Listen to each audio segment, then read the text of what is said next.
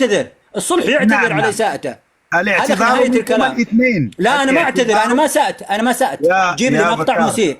يا بتار. خلي شوف ادريس، أخوي إدريس، دابا الا غادي نهضروا، كاين بطار وكاين ما كاينش لا نطالب ما اولا كاينش بالكمال. كمال. شوف ما كاينش إدريس، كمال، يعني ما غادي تكون مجحف في حق طرف نعم على نعم. حساب طرف. إدريس، أنا راح أقول لك كلمتين بس لا أكثر ولا أقل.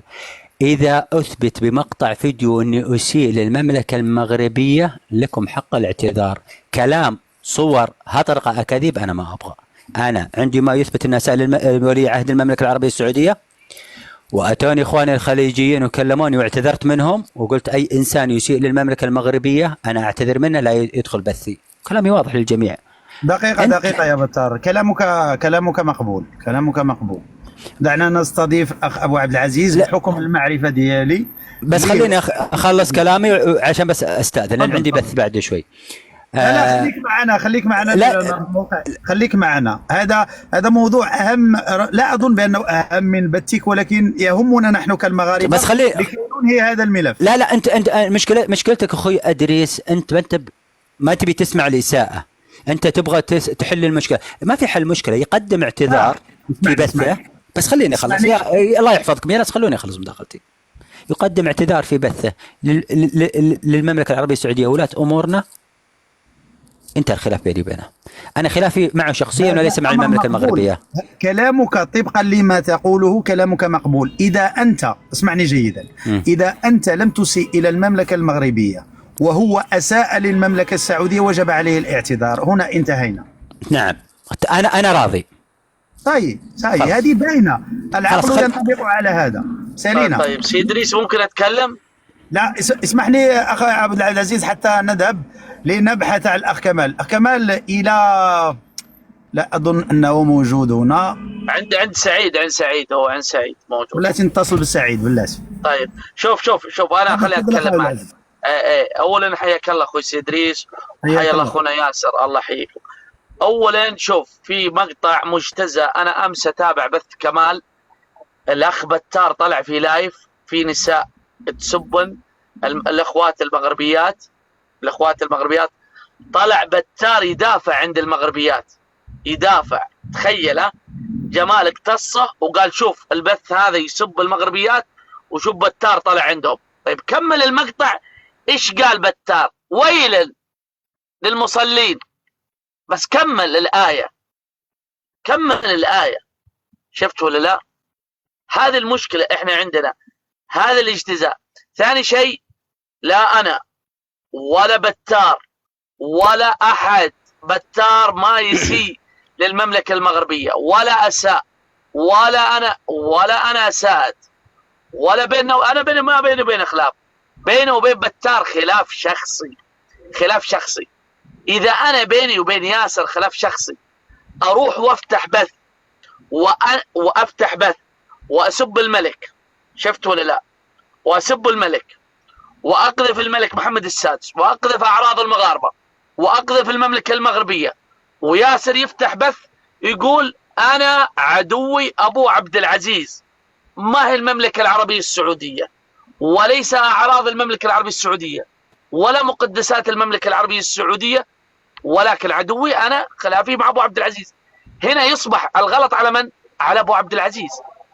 لكن أمس كمال أمير مجمع له وشيطن المملكة، بل وصل انه هو وعاطف حطوا علم المملكة على قرد. تخيل، علم لا اله الا الله محمد رسول الله على قرد، وقذفوا. التسجيلات موجودة، اللايف موجود كامل وهو يقذف، ما خلى وما بقى هو وعاطف. وروح الى حساب عاطف وشوف بنفسك. احنا يا سيد ادريس عقلاء، ما نبي الفتنة. ترى على فكرة، روح يا كمال سب ولعن واشتم، في النهاية ليش؟ في النهاية ولا واحد بينتبه لك، براحتك، في النهاية الغلط عليك انت.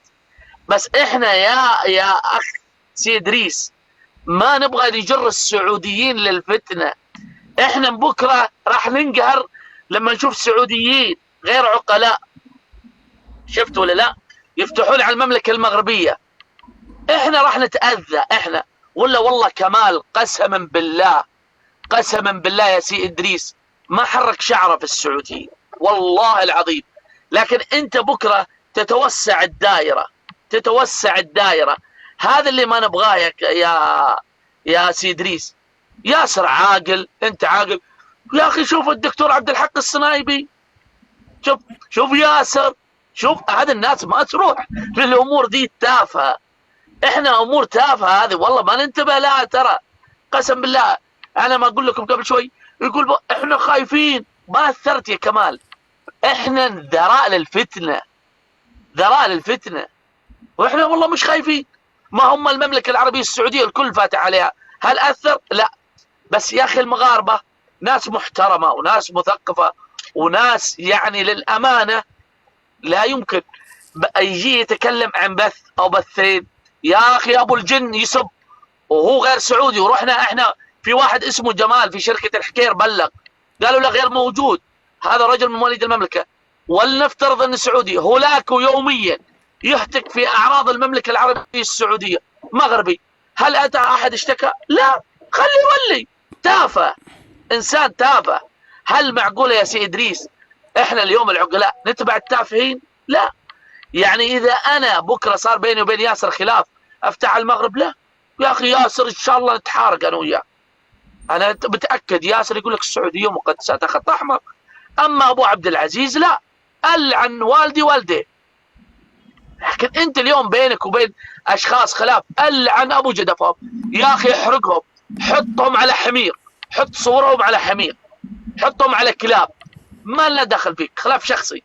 لكن الامير محمد بن سلمان، الكعبه المشرفه، تقول بارات قدام الكعبه المشرفه، هذا انت مو كويس. انت ابن، يعني انت ابن المملكه المغربيه الشريفه، ابن من ابناء الملك محمد السادس. ابو عبد العزيز اسمح لي المقاطعه، لاني والله اخواني اخوي ادريس اخوي ياسر اعذروني والله، ولكن شوف انا ما يعني هو القران سبحانه وتعالى قال اعوذ بالله من الشيطان الرجيم ولا تسبوا الذين يدعون من دون الله فيسبوا الله. يعني انت تسب الملك وتسب ولاة امورنا، اكيد بياتي من يسب ولاة امورك. انا اقولها من ذا المنبر، راح ياتي واحد ويسب. انا اعرف انه يبغى يستدرجني انا، لا يا اخي انا اتوجه مع توجهات ولاة امري باختصار. حتى ابو عبد العزيز وهو من الناس اللي موجودين معي في البث، لو يتطاول على الملك سلمان على الملك محمد السادس بثي يتعذر، لا يسمح به دخول بثي. حتى لو تطاول اعتذر منه، ما طلع بثي الا لين يعتذر ويقبل اعتذار المغاربه.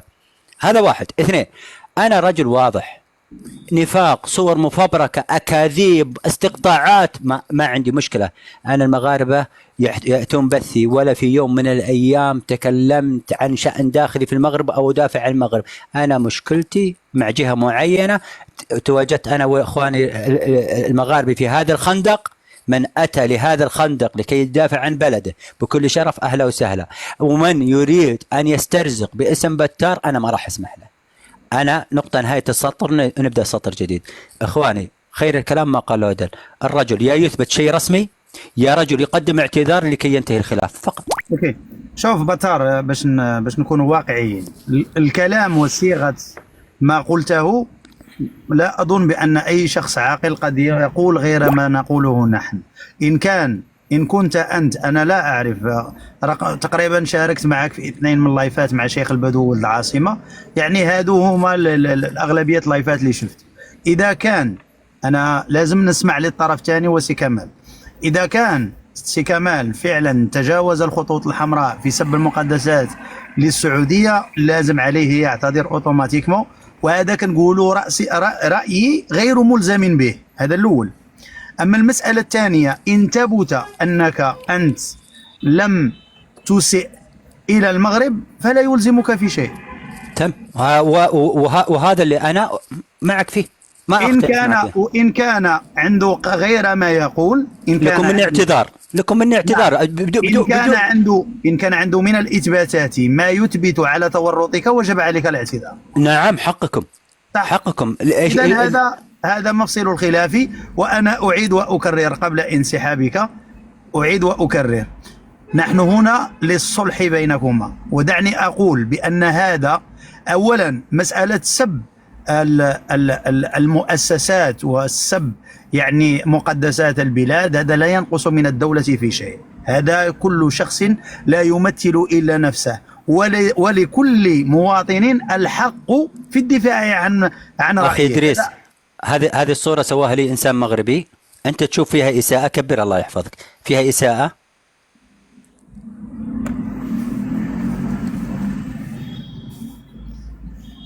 قد يراها البعض إساءة بحجم الصغر. أنت لا ليس فيها شيء يسيء أبدا. هذا سواها له إنسان مغربي وأعجبتني، وأحطها بعض الأحيان في بثوثي، ولم أضع صورة الملك محمد السادس للإساءة، وضعناه احتراما وتقديرا له، ونقدر نشيله ونخليه بس رموزنا. وهذا الشيخ محمد بن زايد للإمارات ما لنا علاقة فيه، بنفس حجم الأمير محمد بن سلمان، ولكن الملك سلمان الرجل وضعه بصورة جميلة أعجبتني وأحطها. أنت ما ترى أنها إساءة؟ الحمد لله، شكرا لا لك. ليست هناك في إساءة. شكرا. هذه الصورة اللي أنا كنت أضعها. أنا أولا دعنا نختم هذا الأمر رغم أننا بعيدين كل بعد عليه. إن كان الأمر لازمنا نسمع لسي كمال، وأنا ربما نكون معه في لايف حتى نزيد نسمع، رغم أنه غير ملزم له أنه لا يدخل معي في نقاش ولا يجيبني، وله الحق في ذلك. إن كانت هناك يعني أرضية للصلح سنتدخل، سيعطي ما يفيد وما يثبت ادعاءه. إن أثبت أنك متورط وجب عليك الاعتذار.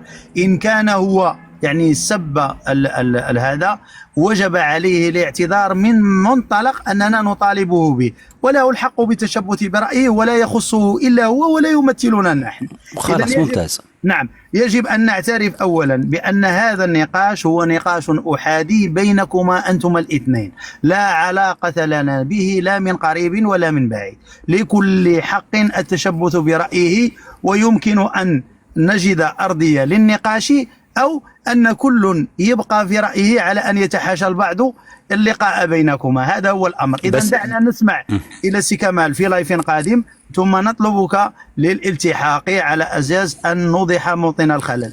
تحياتي لك بطار. أخي أهلا وسهلا فيك، ولكن زي ما قلت لك أخي العزيز، أنا عندما يأتي مقطع كامل أني أسيء للمملكة المغربية أو أسيء للمغرب بأكملها، ليس لشخص بعينه مثل كمال، فأنا لكم الحق أني أقدم اعتذاري لأني إنسان، ممكن الإنسان يخطئ.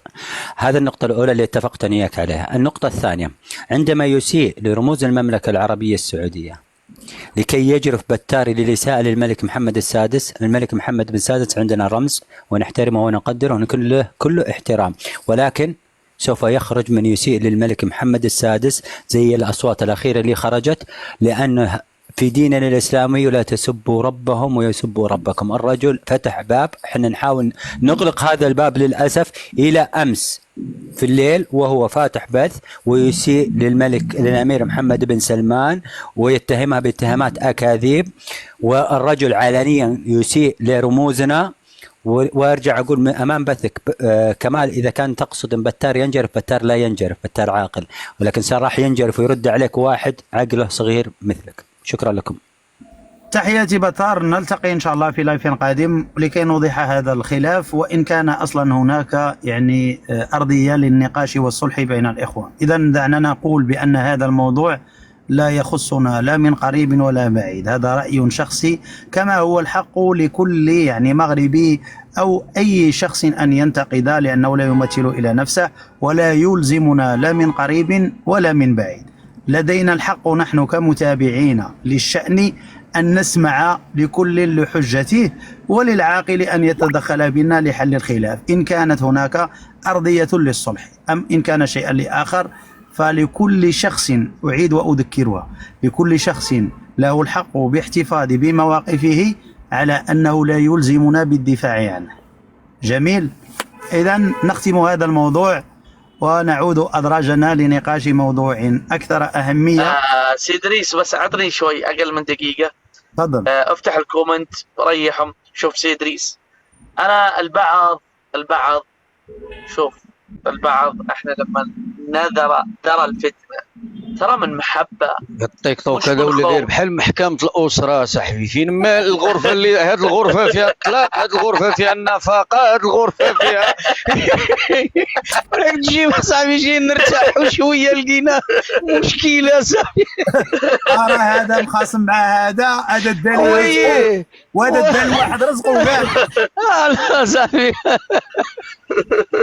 الله المستعان.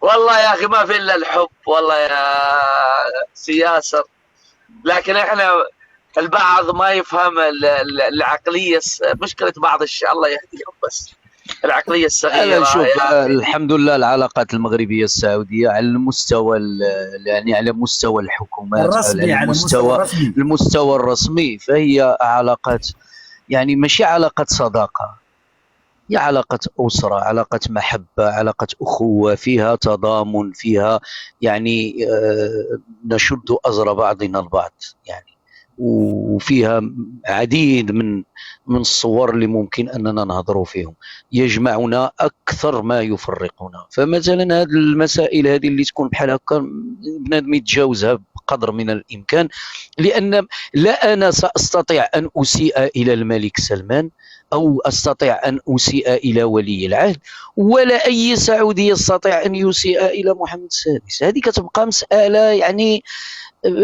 مزايدات فارغة، يعني لا ليس فيها أي شيء، ولكن نسير على سير حكامنا وولاة أمورنا، فهم على علاقة، والعلاقة طيبة، وكما قلنا يجمعنا أكثر ما يفرقنا.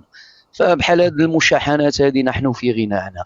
وعلى ما أظن أن هذا التيك توك هذا والله أصبحوا فيه الرويبدات حدث ولا حرج، وقت ما كيشوفوا شي مجمع غادي مزيان إلا نعم إلا ويدخلوا فيه للأسف الشديد يعني. دقيقة سي ياسير، واحد دقيقة الله يطول لي عمركم، دقيقة الله يطول لي عمركم، خليكم معايا. السلام عليكم. وعليكم السلام ورحمة الله تعالى وبركاته. راكم بخير يا جيراننا؟ تمنيتكم والله إلا بخير. خليك سي ياسير خليك. مرحبا الله يطول لي عمرك. الحقيقة المرة واش شوية بخير؟ ياك انت لاباس عليك وامورك مزيان؟ والله الحمد لله الحمد لله. الحمد لله. انتم لاباس؟ والله الا ترونكيل بخير وعلى خير. حنا كي تعودوا انتم متشادين وتعودوا متخاصمين، حنا والله ما نحبوا هذا الشيء، حنا ندخلوا نعدلوا ما بين الناس، ندخلوا بالخيط الابيض. لا والله تحبوا.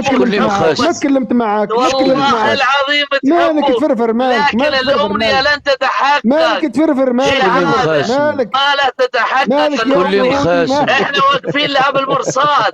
يا ودي شكون اللي مخاسم؟ الله محمد رسول الله. والله يؤلمنا هذا الشيء، والله يؤلمنا هذا الشيء. انا ابو عبد العزيز، اسمع ابو عبد العزيز، انا لو ابو عبد العزيز وهذا كلام اوهام يشرح لي حاجه وحده ونزيدك عليهم حتى ودي سيدريس بهذيك البغله ديالك نزيدكم كاملين غنتحداكم دابا. شرح لي يا ودي ادريس وسي ابو عبد العزيز وهذا صديقي هذا كيفاش السعوديه. انا ياسر بسالك وانت تسال. لا خليني احنا مع السعوديه، الجزائر مع السعوديه والله نسولك اودي ابو عبد العزيز. لا معنى نحن مع السعوديه. كيف تشرح أبلاتي الله يرضي عليكم على مكة المكرمة، احنا ما ندافعوش على الشعب ولا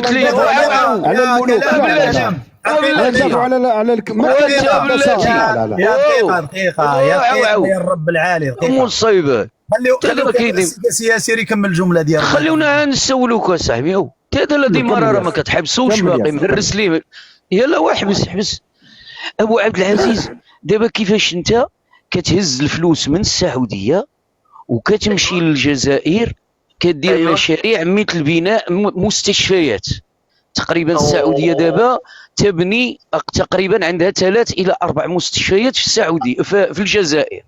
هذا جميل في اطار علاقه الصداقه والمحبه، ولكن هذه الجزائر كتهز مليون ديال الدولار كتعطيها للافارقه كتقول لهم راكم كنعاونكم في التنميه.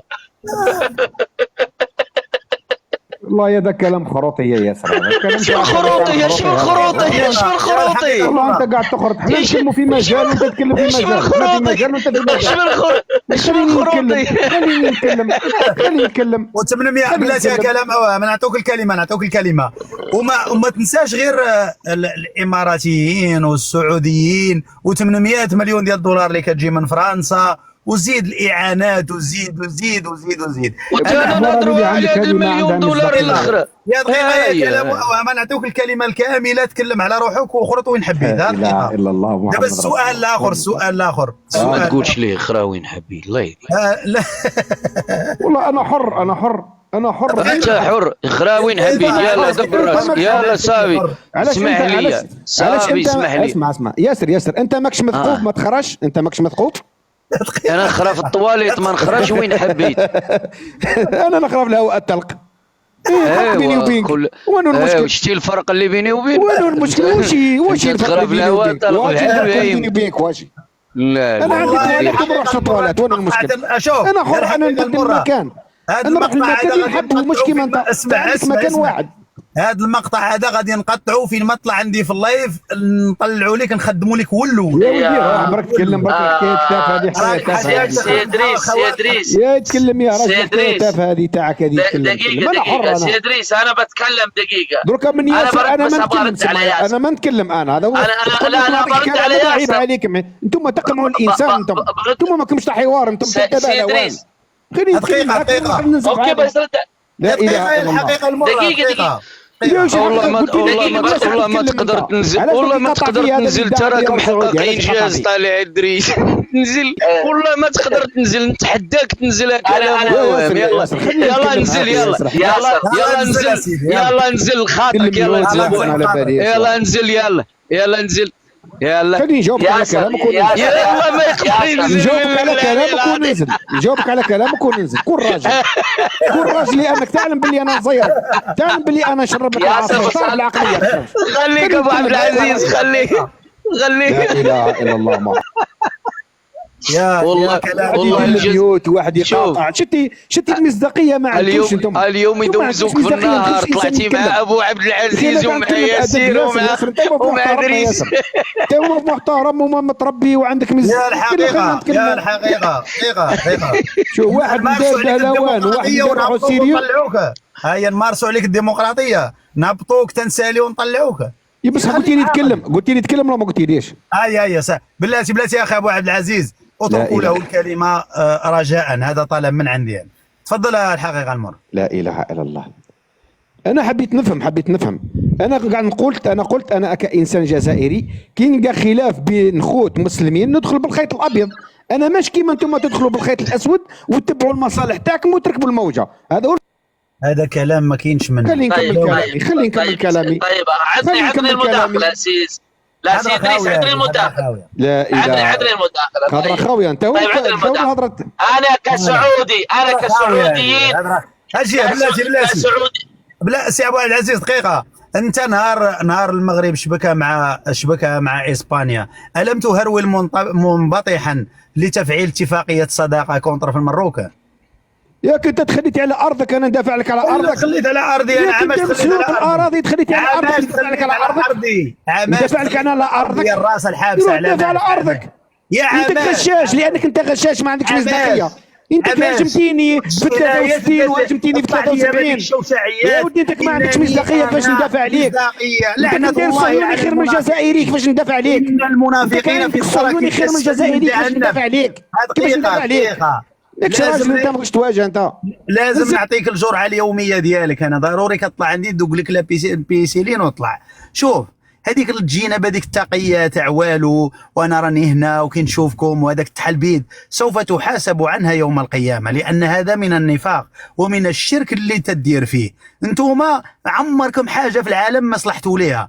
ديما بحال الوسخ تدخلوا ما بين الضفار والعظام. عمركم حاجه طلعتوا ليها في حياتكم ودرتوها زينه. دائما تشريو غير في التخلويط، وفين ما كانت الخلوه لقوكم نتوما هنا. انت شبكناها غير يعني شنآن صغير ما بين إسبانيا، روح تجري ليلا تتسلل لاتفاقية كونترا في المروك، وتجي هنا تسللت أراضي. علاه رحت؟ خليني أنا من أراضية وخليني، علاه رحت؟ أعطيني وشنو البرانسيب في حياتك أنت اللي خلاك تروح؟ علاه؟ وتجي هنايا تناقش كونترا داكشي اللي تقول، علاه تجي من راسك حابس؟ علاه؟ طاح. سي ادريس تفضل يا أخي عبد العزيز. يقول احنا نبي نصالح بينكم، واحنا مع المملكه ظالمه ومظلومه. عام 1990 احتجنا يصوتون في وين راح ياسر ياسر طاح ولا احتجناهم يصوتون، مش عارفينه، ما ادري والله. احتجناهم يصوتون معنا يا سي ادريس، صوتوا ضدنا، والمغرب ارسلت جيشها معنا وصوتت معنا في حرب الخليج، في عاصفة الحزم وقفوا ضدنا، شفت ولا لا؟ والمغرب وقفت معنا. ما احنا ما نبيكم، عارفين توجهكم، شفت ولا لا؟ احنا ندافعوا على ديننا الاسلامي. وياك مصيبه، علاش كتدفع 20 طلعتي دفعتينا احنا هبطينا لتحت. طيب خليني اكمل مداخلتي دي، خليني حوار عاقل، انتم ما تقدروش تواجهوا. انا نتحداك يواجهني واحد وجه لي وجه.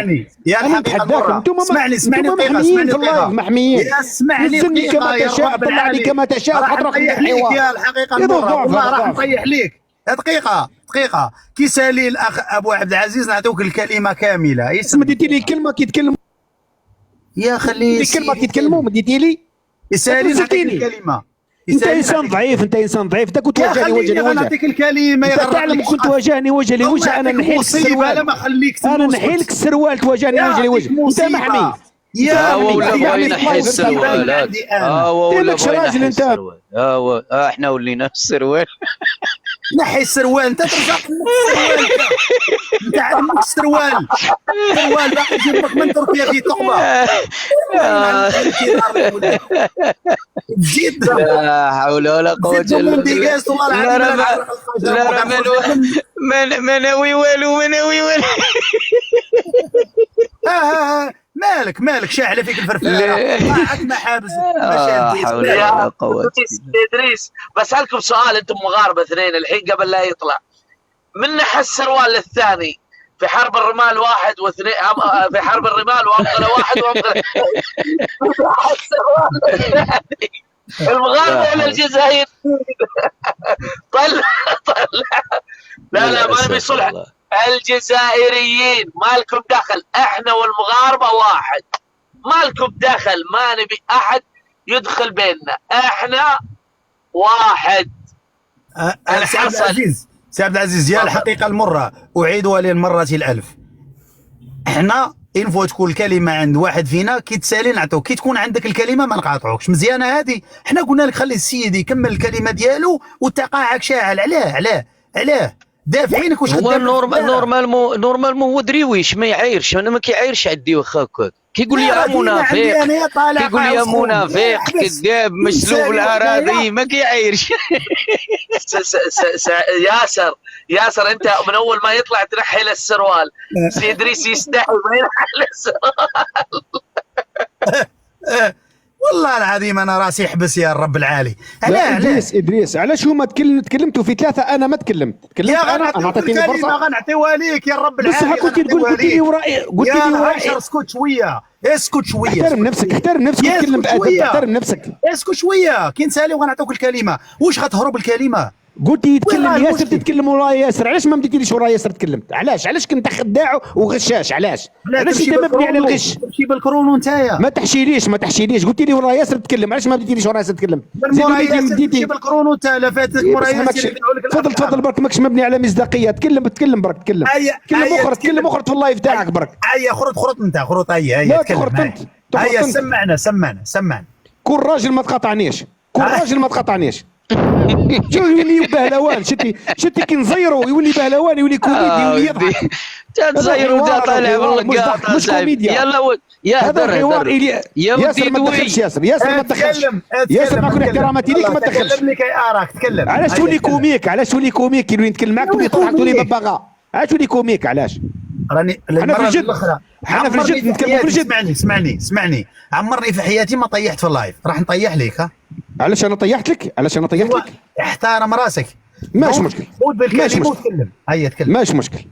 الحاجه الاولى هذا الانسان اللي كان يتكلم لك على قال لك حرب الرمال، تعلم انت باللي هذا الانسان اللي خداع ومكار اللي يهاجم ويخدع كما يقول يحقر، هذا الانسان الحقار في الجزائر حنايا ما نهزوش الرايه تاعو لانه غشاش ولانه ماكر وانه كذا. كي يربحونا في هذه الحرب علاش ما داوش الارض؟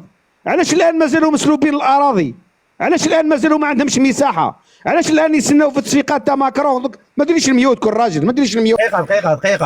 دقيقة نقاطعك على هذه النقطة. دقيقة كل راجل خليني نكمل كلامي. كل راجل نمشي معاك. كل راجل ما تبقاش محمي في اللايف تاعك. كل راجل اسمع لي انا هبطك. كل راجل اخي مش كنشتم فيك، انا نقول في الحقائق. راح نهبطك دقيقة. شتي كيفاش ماكش راجل؟ كيفاش ما تقدرش تواجه؟ دقيقة نمشيو معاك نقطة بنقطة. أنا عندي ما تخرجش. معليش نقدروا نقولوا على المغرب باللي دولة مسلمة الأراضي ولا ما نقدروش؟ دقيقة راح نجاوب. صافي خلي السيد يهضر اصاحبي، وخلي السيد يهضر صافي. ياسر ما تدخلش ياسر. لا علاش ما ندخلش؟ رانا كنتسنى مداخلة ديالي. زم فمك خليني معاه. زم فمك وسد المايك. اش من زم فمي؟ سد المايك خلينا نهضروا. او على يا زيلة يا المرخص يا البشر اللي ما يدوش على 3 شهور يا الهيشر. اسمعني مزيان، كي تمرر مغالطة لازمنا نعطيوك الجواب عليها. اولا انت ما عارفش الحوار اللي دار بين المرحوم سي عمر بن دريس بن عمر والحسن الثاني حينما توغل وعاد. هذه القصة هذه عارفينها المغاربة كاملين، وعارفها نصف الجزائر الا انت يا الزايلة. الناس كاع عارفين. وفريمون السيد دريس بن عمر قال للحسن الثاني حينما نتوغل لا نعود ادراجنا الا بالنصر. يعني ما عمرها سيغ لو بلون تاكتيك ارمي، يعني زعما الميليتير، انك ملي تربح واحد القطعه ديال الارض ما ترجعش للور، ضروري تبقى ليك هذه. الا ان الحسن الثاني رحمه الله عليه عارضه بشده، حتى ان السي عمر السي دريس بن عمر نزع الفيستا الجاكيطه ديالو لارمي وضرب على الحسن الثاني على الطابله. هادشي انت ما تعرفوش. وكان للحسن الثاني رايه لانه عنده بعد استراتيجي. المساله انتوما يا المرخص اللي تقولوا باننا احنا اللي هجمنا عليكم، عاد انتوما ويا الله هذيك القصه ديال المسكنه وديال ديال البشر، انتوما راه ما كان عندكم حتى لعبه، هادشي منه كامل. انتوما بومدين بوخروبه اراد الانقضاض على المجاهدين اللي كانوا في الجبل، دار حيله. وشنو هي الحيله؟ هو انه هجم على تكنتين ليلا ومنهم المغاربة، فلما أراد المغاربة الرد عليها خرج بومدين إلى الناس وقال لهم يا جماعة الخير المغرب راه هجم علينا، فسقط المجاهدون في الفخ وأجابوا الدعوة، وهنا وقعت المعركة وديتي 1-0. ما عندي ما ندير ليك. إذا لازمك ترجع التاريخ يا الرب العالي، التاريخ ما يرحمكش. أنت بحكم الانغلاق الفكري والدغمائية اللي عندك وحقرونا يا الرب العالي، حقرونا، ما عندي كي ندير لك ليها. ستظل مرسومة في تاريخك المشؤوم عسكريا إلى أن يرث الله الأرض ومن عليها. مزيانة؟ هاكا كانت. انت الخونة ديال البلاد ديالك هما اللي داروا هذه، ولاد فرنسا ولاد الحركة الجيوش ديالها والطابور الخامس هو اللي كان السبب حتى في الحرب الدامية والعشرية السوداء. لذلك حينما تأتي وتقول لي الدين العرجة ببوق، نعرفك حمار، نعرفك زيلة هيشر، ما تعرفش الأمور التكتيكية والعسكرية. وتلك البقعة كان يستخدمها المغاربة وكانت هي في ملك الجزائر. حينما أراد الجزائريون الدخول عليها خرجوا منها المغاربة. مش مشيتي بجيش عارمي جرار تدافع عن تلك الأرض يا الحمار. لازمك تفهم وتخرج من القاع. علاه تفكروا غير في الزيق؟ ولا وانا نجيك من الاخر كاع رغم انني تعصبت.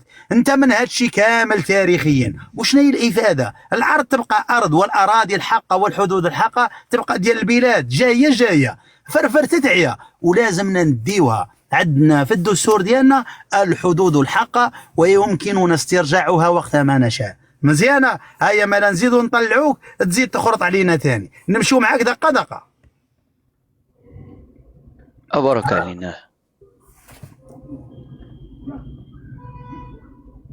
زيدش. لا راجل لا راجل، ما تنزلنيش وما نعاود ديرليش يا اخي، انا ما سبيتك يا اخي، انا ما سبيتك يا اخي، انا ما سبيتك يا اخي، انت مقدر تسب، انت ما مقدر تمرقش تسب ولا ما مغالطات سبيتك. عليا. معليش هي تكلمتي تخليني نتكلم أي، وكون راجل ما تكلم. تنزلنيش. تكلم. كون راجل، لا عندك مصداقيه، إلا ما عطيتينيش لا حق عندك الرد نهبطك. مصداقيه ما تهبطنيش، لا عندك مصداقيه قاطعني كيما تعب لانك محمي في اللايف. دقيقة خليني نتكلم. دقيقة، اللي ما تعطينيش حق الرد والتعليق نهبطك. نعطيك مش مشكل، والله نعطيك حق الرد ومش مشكل، نشوفوا شكون الكذاب وشكون الغشاش، انت ولا انا، ماش مشكل. انت تعترف، انت تقول بعض لسانك باللي هذه الارض مغربيه، هذا هو الدليل القاطع باللي انتم راكم هاجمتونا، والجزائر لقات هذو الجنود المغاربه في ارضنا، من حقنا نخرجوكم ومن حقنا نديروا معاكم حرب، مش نخرجوكم برك. هذه حاجه الاولى. والحاجه الثانيه انت تقول باللي هذه الارض احنا نرجعوها. عندكم 60 سنة ما تكلمتوا عليها، ونتحداك تجبد لي ملك من الملوك تكلم على الصحراء الشرقية، والله تكلم على سبتة ومليليا، نتحداك طلع لي باللي تكلموا على هذه الأرض. خليني نكمل كلامي.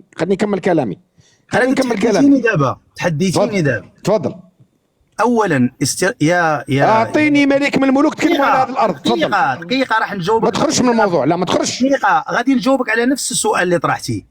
يا الحقيقة المرة، وهذه الحقيقة المرة اللي ما باغيش تفهم. معليش تفضل، ما توليش تلوني برك اسمع مزيان، اسمع وما تقاطعنيش. استرجاع الأراضي لا يكون بالعشوائية ولا يكون بين قلت لك اعطيني ملك من الملوك تكلم على هذا الأراضي، ما تخرجش من الموضوع. نهبطك باش نعاودوا نطلعوك ثاني. شتي كيفاش كنضرك، كيفاش تولي تلون، كيفاش تلون وتحب تهبطني. خلينا نكملوا يا رب العالي، خلينا نكملوا. اولا ادريس اذا سكت الجزائر مش ما تقزموش ما تكلمش معاه، ما تدافعش عليه، خليه يتكلم. ما تقزموش، خليه يتكلم. دقيقة، شوف، استرجاع الأراضي لا يأتي بين عشية وضحاها، ومش تفيق على الصباح وتركب على جمل وتمشي. قلت لك اعطيني ملك من الملوك تكلم على هذه الأراضي. ما عندوش الحق كاع، ما بغاش كاع يهضر عليها. ما كاينش. واخا بلاتي ادريس ملك من الملوك. بلاتي ضعيف انا كي نقول لك بلاتي سد المايك، سد المايك اش من السروال. ادريس مثلا التجارب النوويه لما كانت غديرها فرنسا وكانت كتمولها اسرائيل، فرنسا لما توجهت في اول الامر الى المغرب، الى اي سلطان؟ الى محمد الخامس مباشره. الحمد لله. وماذا كان جواب محمد الخامس؟ وبخطاب يتكلم عنه. نعم كل شيء عندي. نعم، ومحمد الخامس رفض، ودارت عندهم التجارب هما، فاقوا لقاو ترضيق نايض عندهم، وبتمويل من اسرائيل. اذا التطبيع هما راه داروه قبل منا حنايا، هما مطبعين مع اسرائيل الشريف، واعطوها احسن ما يمكن. ما كاينش شي ارض في العالم ولا شي دوله في العالم ممكن تعطي لاسرائيل ما اعطاه الجزائريون مع فرنسا لاسرائيل. كيجي كيقول لك ما كاين حتى سلطان. وملي حنا عندنا محمد الخامس ديك الوقيته، شكون عندك انت؟ شكون عندك انت؟ شكون عندك انت؟ شكون عندك؟ وترى والد محمد الخامس، الملك محمد الخامس راح اللي تيندوف. نعم، وانت هو والد 62، انت زايد في 62، ومن 62 الى يومنا هذا وباقي ما حاكمك حتى شي رئيس جزائري الجنسيه. هادو اللي حكموا كاملين جنسيتهم فرنسيه قبل ان ياخذوا الجنسيه الجزائريه في سنه 1969 على ما اظن، 69 على باش ولات عندكم الجنسيه. لحد الان باقي ما حاكمكمش رجل جزائري. اللي حاكمينكم كل اللي كيكتب مملكه جوحه، سيدي مملكه جوحه هو الحمار ديال جوحه راه عندكم. ياك جوحه دائما مع حمارو. حنا عندنا مملكه جوحه وانتم عندكم الزريبه فين كيخرى الحمار ديال جوحه، راه مربوط عندكم. اذا الدنيا هانيه، ما عندناش مشكل. زيد كتب مع راساتك بلاتي يا جباره رانا مكسيري. جبارة انت بلاتي اش من نقطة جبارة انت راه تحبسني وانا في الهودة. كمل سير خويا سير. ها مملكة جوحة الدنيا هانية، شتي هذاك مسخوط الوالدين اللي طلع دار الخطاب زعما باش يروج المملكة جوحة، نسانا الحمار كيخرع عنده. دابا كنت حتى في الطنز ديالكم ومسخط الوالدين، الطنز ديالكم طنز خاوي، ما كتعرفوش تطنزوا، ما عندكش كيفاش تطنز، ما عندكش. كتهضر لي على الصحراء الشرقية، انا عجبني ملي قال حتى في الخطاب ديالو يفتخر بمن؟ بشيخ المجاهدين، سميتو هذاك الشيخ المجاهدين راه مدفون في العيون الشرقية. سميتو عطيونا سميتو الخوات، شيخ المجاهدين اللي مدفون في العيون الشرقية. بوعمامة ولا سميتو؟ بوعمامة، الشيخ بوعمامة، الشيخ بوعمامة الذي يستدل به الرئيس ديالك اللي هو مغربي ومدفون في ارض مغربيه وفاميلته معانا هنايا في التيك توك، وولادو الاحفاد ديالو باقي عايشين معانا ودي ادريس. قسما بالله نهار جبت العائله ديالو كدرت واحد اللايف، جبت العائله ديالو دخل عندي دومير قال لي واش كتعرفني؟ قلت لي لا ما كنعرفكش، دخل قول اش بغيت تقول. يا سير يا سير. انا نقول لك واحد لقيت ولد عمي البشير اللي كيقولوا عليه سبب الثوره الجزائريه ديال البيض، ولد عمي البشير، ولقيته عندك في اللايف ديالك. شكون يتكلم معايا؟ شوف بلاتي علاش هبطني يا جماعه الخير، بلاتي سي جباره تكلم يا اخوان، الله يجازيكم بخير، راكم 1000 راكم انكا، الله يطول لي عمركم، حاولوا تكبسوا وصلونا ل 200 كا، الله يكبر بكم. خلوه يتكلم معايا ما تقزموش، ما تدافعوش عليه يا ياسر. بحط ياسر خليه يتكلم معايا ما تقزموش.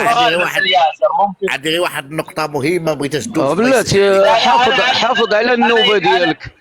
انا ياسر انا كنتحاور معاه تقول لي حافظ على النوبة ديالي.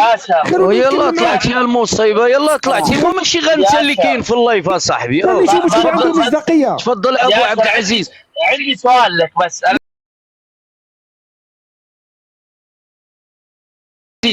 عندي سؤال لك بس، انا جاوبني على السؤال، جاوبني. يا الله كنتكلموا على الاراضي هذه، اعطوني كلمه.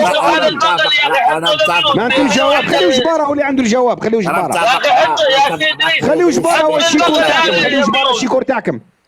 راني داير شوف اسكت انت السعودي ما عندك حتى دخل، اسكت خليني نتكلم معاهم. وياسير وراني داير راه داير كيطلع عندو راه كيقولوا دياولي.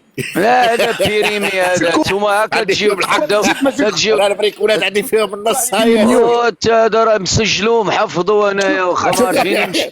اصبر والله العظيم خلوني هادي خلوني نعطيك واحد المعطى زوين. لا خلاك تدوي دفل عليا. ابو عبد العزيز خويا ابو عبد العزيز سي جماعه، لا انا عندي سؤال مهم لك لياسر، فيك انت بالذات. انت اللي انا ابغى انبش عليك يا دكتور جباره، شفت ولا لا؟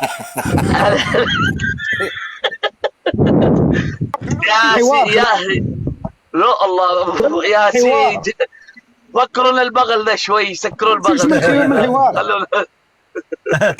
دقيقة مقبول البغل هذا تحت شوي يا ياسر. ياسر عندي لك. طيب جاوبني، اصبر يرحم الله. يا اخي عبد العزيز، دقيقة الله يطول لي عمرك. يا الحقيقة المرة للنقاش معنا هنا، الملي نعطيوك الكلمة والله واحد فينا ما يقاطعك، غير ما تخرجش، والله ما نقاطعوك، انا حلفت وانا اضمن لك والله واحد ما يقاطعك، غير ما تخرجش. مزيانه، خلي الناس تكمل، وإلا عندك تماتو فحمنا به افحمنا سيدي، ما عندناش مشكل، ولكن ما تخرجش راك ما فاهمش ولست داريا بالمعلومات والمعطيات. بشويه عليك. تفضل اخي عبد العزيز، عندك سؤال راه غيسمعك ويطلع. عندي سؤال لياسر بس هو وغيطلع من ديمار يجاوبك. عندي سؤال ياسر، هذا دكتور جبارة الله يحفظه ويرفع مقداره، الوالدة كانت تحفظ تاريخ الجزائر كامل ودرس عندهم، ولما حفظ التاريخ كامل شو تقول لا بعد ما اكمل السؤال لك المايك يا ياسر. الله يسمع عليك يا ابو عبد العزيز. شوف ابو عبد العزيز، شوف الجزائري بماذا يريد اقناعك؟ شوف الجزائري بماذا يريد اقناعك؟ طلع لنا الزهره، راه كاينه طالبه واحد الاخت مغربيه، طلع لنا البطله ديالنا، طلعوا لنا زهره الاخوان. مرحبا. شوف ابو عبد العزيز، الجزائري يريد صوت ما عندكش ادريس. الصوت ادريس، صوت اللي عنده الموديراتور يطلع زهره. شوف الجزائري يريد اقناع العالم بان من لعب سميتو دابا اثنان، زهره دابا جوج ناس لعبوا مباراة الملاكمة مع مايك تايسون، لاعبين مباراة ملاكمة مع مايك تايسون، جوج الناس. الأول ما كايناش ادريسه، كله ضربات.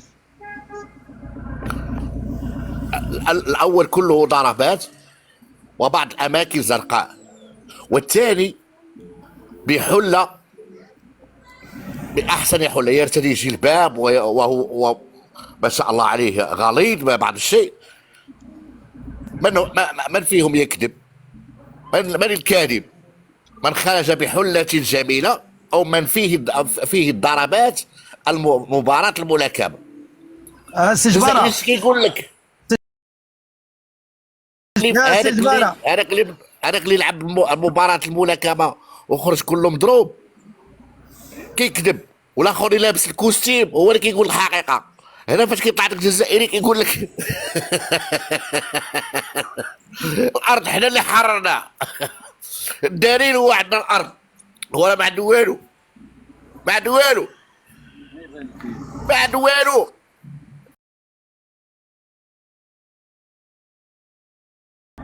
شوف خليك معنا سي جبارة. شوف هما في الحقيقه اللي عندهم ما عندناش. شوف الله يجازيكم بخير. اللي عندهم اسمعني غير دقيقه، انا دقيقه وغادي نحبس. انا شوف انا غنسد المايك، غنسد الصوره كاع لانه غادي نديبلاصا عندي. علاش لا غير خليك، راك انت مسير لايف. انا مسير لايف. هو باغي يلصق ليا، قال لا مسير غادي نتحرك انا يا ياسير. يلا سير على الله، سير على الله، يلا.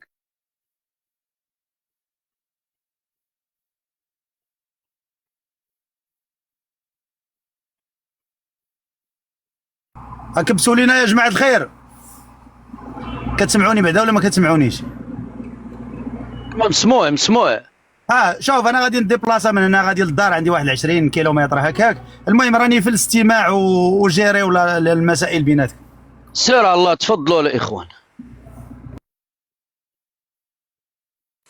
تفضل يا كمال تفضل. الحيحة انا يضاع لك اليوم. السلام عليكم ياسير، السلام عليكم. وعليكم السلام سي سمير، الخوت اللي معنا جميعا. والله ما عرفت هاد الحيحة اللي نايضة لي ياسير، شمن حيحة بتأويلي. جات شكوى من الرياضة خويا، قال لك انت يعني دخلت في صراع مع الاخوة مع بطار واسأت الى السعودية واسأت الى الملك سلمان او شيء من هذا القبيل. نتمنوا هذا الشيء تعالجوه بريفي. شوف كمال، نتمنوا هذا الشيء تعالجوه بريفي. شوف ياسير، ذهبت شكوى من الرباط إلى الرياض على أساس 70 بثا يسيئون للملك محمد السادس ويسيئون للمرأة المغربية ويسيئون لكل ما هو مغربي. كلنا أتت شكايات لا من الرياض ولا من الرباطي. إذا إلا غادي نوقفوا هذا الشيء هذا، يوقف كمال أمير كمنصة واحدة اللي تجاوزوا في حق الملوك ديالو وتجاوزوا في حق التاريخ ديالو وفي حق المرأة المغربية، ويوقفوا 70 منصة سعودية اللي كتسيء صباحا مساء الملوك ديالنا. لا ولكن بلاتي نسولك يا كمال، واش انا راني ما سأتش بلاتي واش بطار عنده كانت الإساءة؟ حيت هو ملي جا هنا قال لك الا تبتوا عليا الإساءة انا اعتذر لكم. هذا الشيء اللي قال.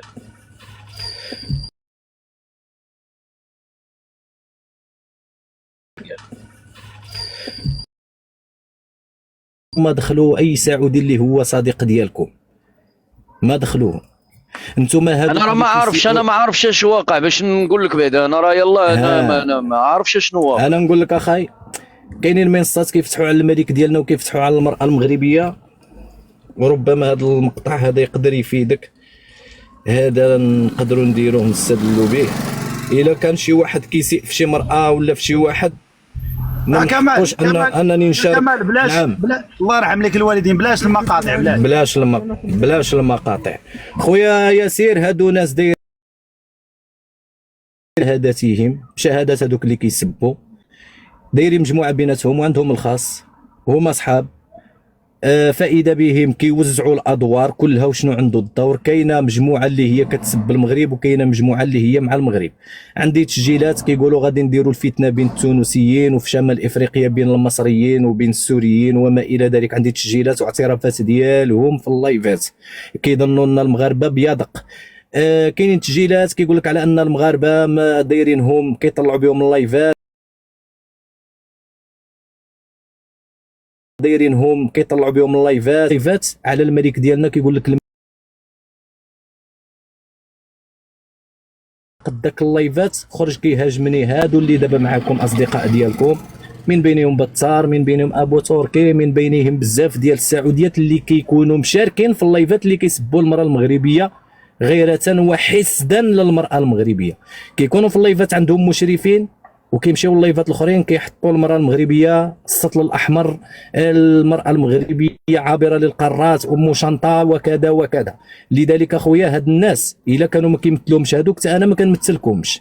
الا هادوك وقفوا نوقف انايا، يعني هادوك 70 منصه وانا بوحدي، انا واحد اصاحبي عندي منصه. ياسير هضر، دريس هضر، حتى واحد ما هضر. كان عندي بوصبع انا والله ما في راسي اش واقع. انا فين غنهضر؟ انا عرفتي اش واقع عندي. راني عارف يا ياسير، انا راه ما بغيتش انا راه في نتواصل 60,000 انا في 60,000 دابا. انا شوف راني عارف يا كمال، والله شوف كلامك صحيح، كلامك صحيح، انا معاك فيه. علاش؟ لانك انت الى خديناها من المنظور هذا ماشي، ما عندكش مشكل دابا انت مع بطار ولا، انت اخذت المشعل على اساس ان ترد على الصفحات المسيئه الى ملك المغرب والمملكه والمراه المغربيه. هذا هو ردك، صحيح؟ نعم صحيح. اذا هنا انا اقول، لان هنا ما بقاش المشكل ما بين بطار انا نعاود نتصل به. لا ولكن ادريس بلاتي، واش بطار دابا كيتشتكي من كمال انه اساء اليه في منصته، او كيتشكى منه انه اساء في منصات اخرى؟ هذا ما انا ما سمعناش ليه، لان اللي سمعنا بطار قال لك اسمع لي سي كمال.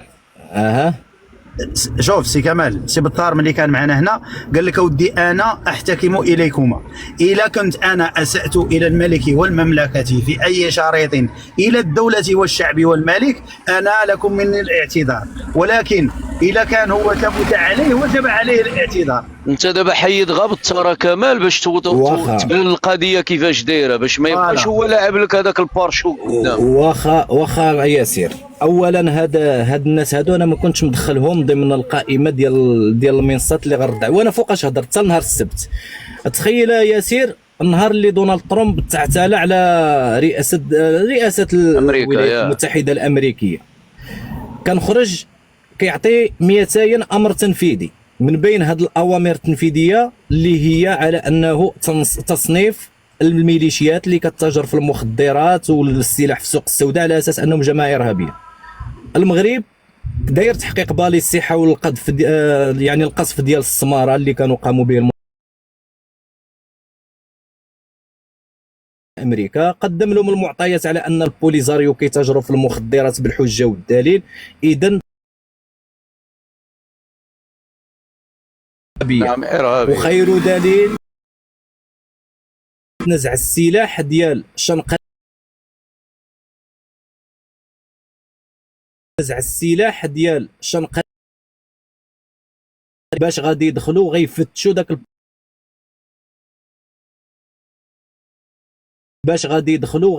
داك والمغرب حليف استراتيجي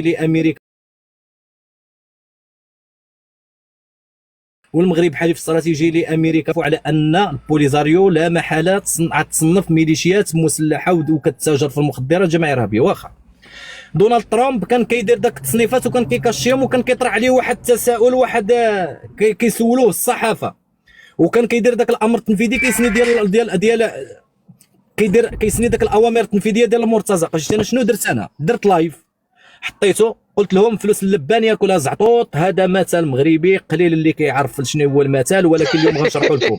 بلاتي انا حبسك بلاتي غير بلاتي. دابا غادي يقولوا لي بلاتي انت بلاتي. شوفوا واش طلعت هنا صافي. يكمل هذا هو اللايف اللي بغيت ندير انا اليوم. فلوس اللبان نديرهم زعطوطه دايرهم وجدوا. الا درتيها خي ياسر غيهجموا عليك السواعده. جيت انا شنو قلت لهم فلوس اللبان ياكلها زعطوط. هكا قلت لهم كلكم كتعرفوا هذا المثل المغربي الشعبي، لكن قليل اللي كيعرف القصه ديال هذا اللبان وزعطوط. قلت لهم اللبان معروف هو اللي كيبيع اللبن، وزعطوط واحد القرد كان عايش مع مول اللبان، وكان كيشوف داك مول اللبن كيغش في اللبن وكيزيد فيه الماء وكيبقى يبيع للناس، عوض ما يشد 100 درهم كيشد 200 درهم. فاذا به داك مول اللبن جمع 500 مليار جمع 1000 مليار ديال الدولار، ومشى لجنب واحد الواد وبقى كيحسب شحال من دولار. بدا كيحسب لقى 1000 مليار ديال الدولار. القرد شافو كان كيتغش في اللبن، مول اللبن فرح وعجبو الحال بديك 1000 مليار دولار. نعس جا القرد بدا كيهز دولار يلوحو في الماء ودولار يديروا له في الشنطه، دولار يلوحوا في الماء ودولار يلوحوا له في الشنطه. فاش فاق مول اللبن قلت لهم لقى عنده يلا 500 مليار ديال الدولار في الشنطه، وال 500 مليار الاخرى لاحها زعطوط او كلاها زعطوط. قلت لهم لذلك هاد القصه هذه قلت البوليزاريو وشرحتها في اللايف. قلت لهم البوليزاريو صرفوا عليه الجزائر. انا كنت حاضر. قلت لهم راك كنتي معايا. قلت لهم البوليزاريو صرفوا عليه الجزائر 500 مليار. شحال صرفوا على البوليزاريو ياسير؟ ولكن ما دخل السعوديين في هذا الشيء هذا. انا جاي لك كل شيء عارف. 500 مليار ديال الدولار. فاذا بهم شنو داروا؟ فتحوا لايفات هذا بطار وهذا ومعاهم شي سعوديين. والله لحاني كمك يا كمال وداك الشرموطات اللي معاك وطاطاشي غير باش عرفوا والسبان والقذف. انا قلت مال هادو. جا طلع عندي واحد السعودي قال لي كمال سمعهم كيهضروا، قال لي واش هذا اللايف؟ قلت له اخويا الهدف من هذا اللغز المغربي 500 مليار ديال الدولار. هي البوليزاريو فلوس اللبان كلاها لهم 500 مليار، ودابا وحلوا لهم في راسهم بقات لهم البوليزاريو في راسهم عيصنفوا لهم ها شنو كبابيه. المهم داك السعودي بقى معايا في المداخله في اللايف حتى سالينا، والاخرين فاتحين اللايف ويسبوا. قال لك والله حتى مسح داك الفيديو، والا ما مسحش الفيديو راح اهتك عرض المراه المغربيه. قلت الفيديو تما وهتك المراه المغربيه، هتك العرض ديالها نشوفوا. قلت الفيديو تما انا شرحته، ولكن انت لا سبيتي الملك ولا شي حاجه خصك تشرح لنا. ومشيت ما رديتش عليهم كاع اصلا. دازت الايام هاد المنصات بداو كيسبوا في الملك والملك المفترس، هما اصلا من الديبار كانوا كيسبوا. كنت كنسجل عليهم وكنلقى المشرفين هادو اللي عند هاد الاخوه السعوديين كنلقاهم في داك اللايفات كيساهموا في السب المراه المغربيه وفي الملك ودايرينهم مشرفين. ونزيدك حاجه اخرى خاي ياسير، ديك اللايف اللي كيتفتح ديال هاد بطار قلت لك الاخرين معاهم مشرفين في داك المنصات اللي كيسبوا عند بطار فيهم المشرفين. كتجي المراه المغربيه بعدا كيبداو يكتبوا شي تعليقات بحال اللي كيستهنوا بالمراه المغربيه. علاش؟ لاننا حنا مغاربه كنمشيو نطلعوا لهم المنصه، تنولي ندي انا بنت بلادي يبقاو ينقصوا منها، والسعوديه تبغي دير شي مداخله هي الاولى تطلع تسكت لك المغاربه كاملين. وخذي الكلمه اختنا الا بغات تتعدى على شي مغربي غتعدى عليه، وإلا هضر غينزلوه، والمغاربه الاخرين ساكتين سكتون بوكتون. وعندي الدليل، ها هما التسجيلات عندي. فاذا بهم شتهم فتحوا عليا لايفات وبداو كيسبوا فيا ومعاهم خوتنا المغاربه وساكتين. انا ما نرضاش واحد اخر يسب لي ولد بلادي وانا في القسط، على الاقل لا ننسحب.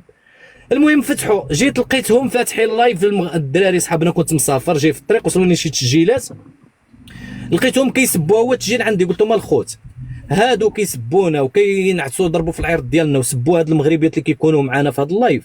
حنا ما غادي نترفعوا. قلت لهم سيروا تصليوا المغرب بعدا وبردوا. قلت له باش ما نسيئوش ليهم. فاذا بهم قلت لهم اتقوا الله. المهم هضرت واحد المداخله زوينه باش بردت داك السوريين وبردت الفلسطينيين وبردت المصريين، محيت شبكوها في كل شيء. هما ظنوا على اساس انني هضرت باسلوب لبق، ظنوا على اساس انه فشل ولا خوف. انا راني كنشوف غير المغاربه كيطلعوا عندهم تما وما بغيتش نكون مصدر للازعاج ليهم.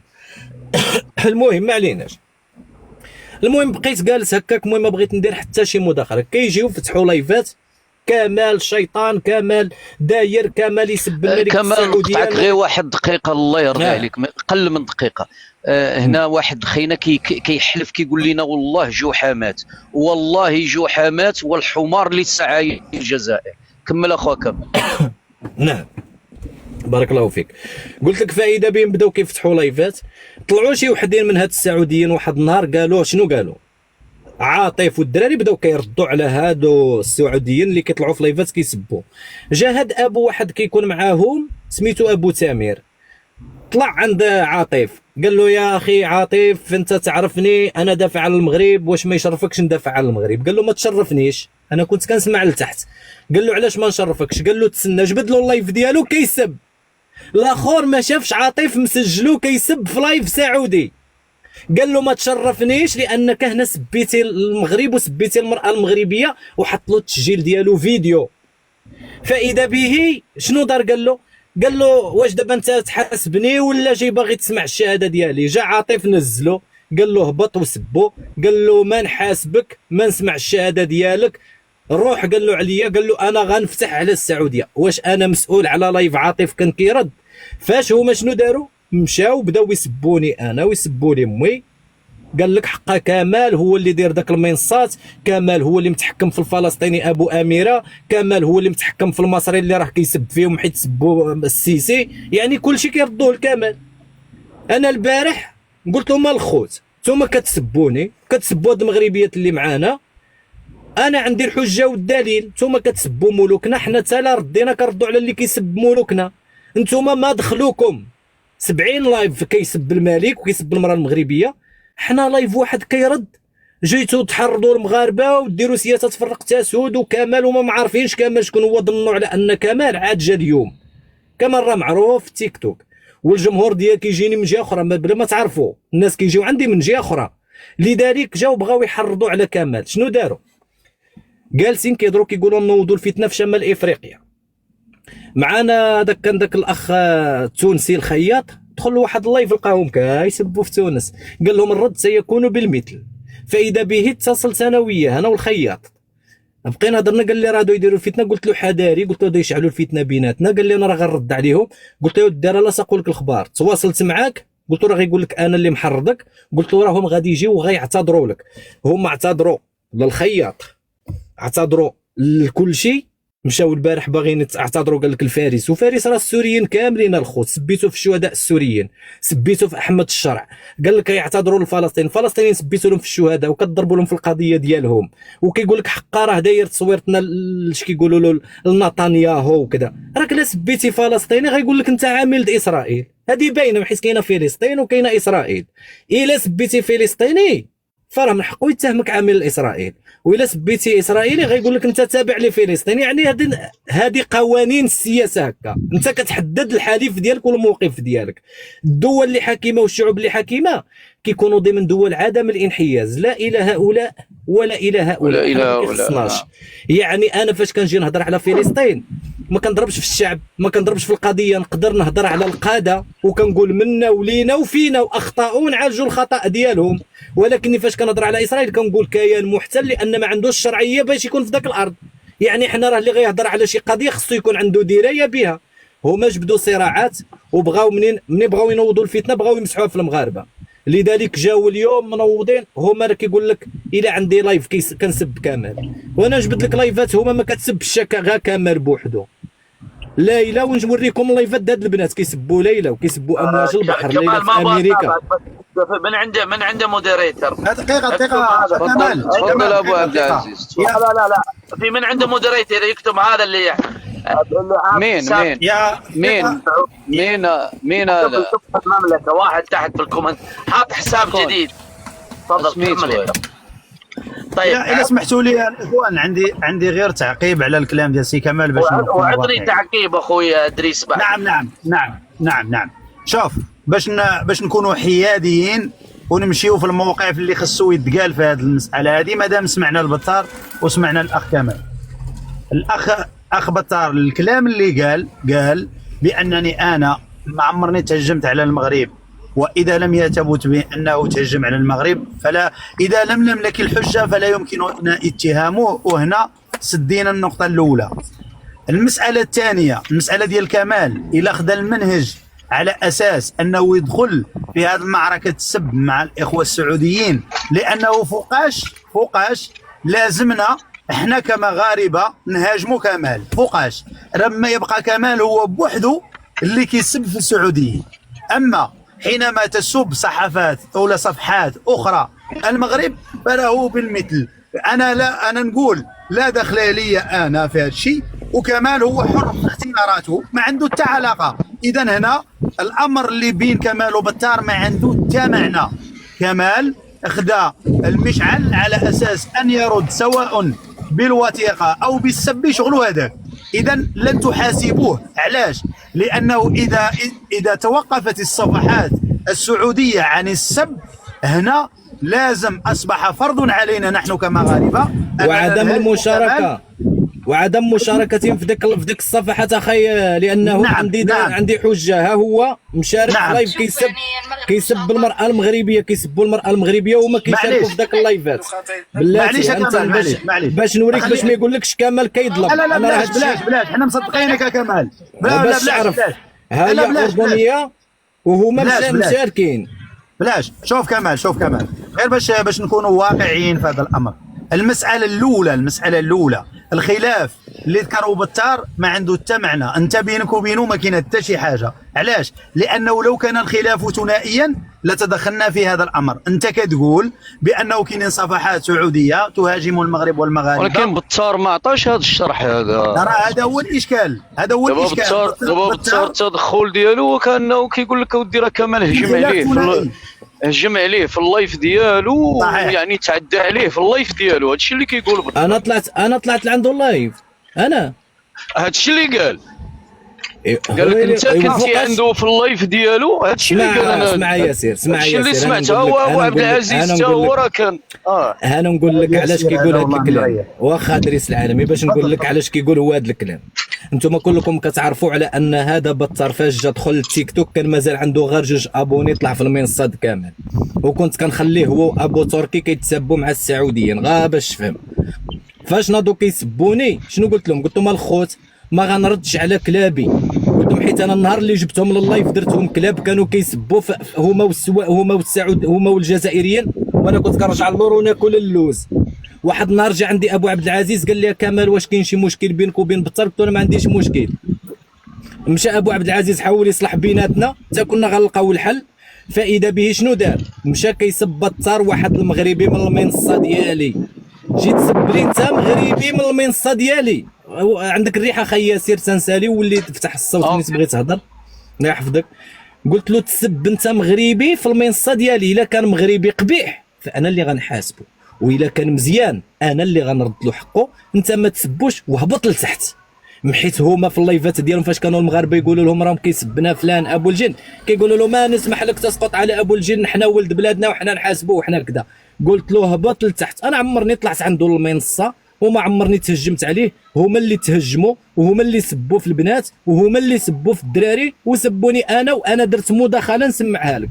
قلت لهم الخوت المغاربه ما تسبوهمش، هادو باغيين يطيحونا في المستنقع ديال السب. حذاري، حنا ثقافتنا تربيه الملوك. قلت له هما تربيتهم الا بغاو يعبروا على تربيه اخرى يعبروا عليها، وصفتها بواحد التربيه ردا على الوصف اللي طعنوا في الامهات وطعنوا وكيقول له المغربيه ندير رجلي في كسها لا تجاوز كمان. لذلك قلت لهم الا بغاو قلت لهم الا بغاو يطيحونا في هذا المستنقع ما نطيحوش. دابا هما الان دايرين هذه الحمله شنو هو؟ ضربت المخططات هذوك اللي بغاو ينشروا الفتنه، فاذا بهم جاو بقى بالهم كمال. محيت شوف المغاربه خويا ابو عبد العزيز نقولها لك، ربما كمال عنده واحد العقليه في شكل. انا عندي الحرب ديالي، غير اسمعني غير بلاتي ابو عبد العزيز. وانا راه البارح قالوا لي ابو عبد العزيز، قلت لهم انا ابو عبد العزيز ما سبني ما سبيته، ولكن اليوم نعطيك مخطط. واليوم نعطيك مخطط ديالي ابو عبد العزيز. انت يا ولو ما بقيتش كنطلعهم، انت كنتي معايا وصديق ديالي، ربما شيات الصراع حيدتي وانا كنحترمك علاش.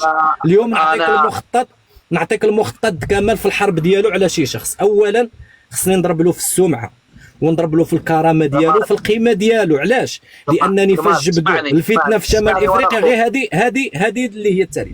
فاش قالوا الفتنه في شمال افريقيا وناضوا كيسبوا السوريين ويسبوا الفلسطينيين ومشاو للتونسيين، انا ماشي مشيت باش يعتذروا لي، جمال انا بدخل باش والله يعتذروا ابو عبد لي. العزيز خليه يكمل، خليه يكمل يا ابو عبد العزيز، خلي كمال يكمل ومن بعد نعطوك المذاكره. الله يحفظك خويا ابو عبد العزيز. وهذا قلت لكم المخطط ديالي، انا عرفتهم غيبغيو يشعلوا عليا انا الحرب. شنو درت انا؟ قلت بعدا غادي نطيح لهم الكرة، ماشي لابو عبد العزيز ولا السعوديه ولا الاماراتيين اللي كيحترمونا، الاماراتيين ما داخلينش، لهادو اللي تطاولوا على موين كمال وهي ميته، هادو اللي تطاولوا على الملك محمد السادس واللي كيدافعوا عليهم. شنو قلت؟ قلت كيف هما تطاولوا، الله يحفظك ابو عبد العزيز، قلت غادي نطيح لهم كرامتهم، هما غيمشيو على اساس خصهم يعتذروا لي انا، وانا خصني نطيح لهم كرامتهم قدام الشعب قدام الشعب التونسي، وشفتهم كيعتذروا. قلت غادي نطيح لهم كرامتهم قدام الشعب السوري اللي ما كانوش يعطيوه قيمه، وشفتهم البارح كيتعتذروا للشعب السوري وهو ما بغاش يعتذر لهم. لذلك انا مشيت بهذا المخطط ومازال ما بديتش. لذلك ابو عبد العزيز والله هما اللي ظالمين وهما اللي كيدافعوا على الظالمين. خلي الحوار بيني وبينك. انا عمري دخلت عندك اللايف، عمري كتبت كومنت عندك لمرة، عمري شفتني، عمري في اي لايف مغربي كتبت. انا اتحاشى ارد على خواتنا لاجل هذا الامر، حتى لا يقولوا ابو عبد العزيز دخل لاي شيء، لاني انا انتقي حتى الكومنت ما ارد. بعضهم يزعلون ليش ما ارد.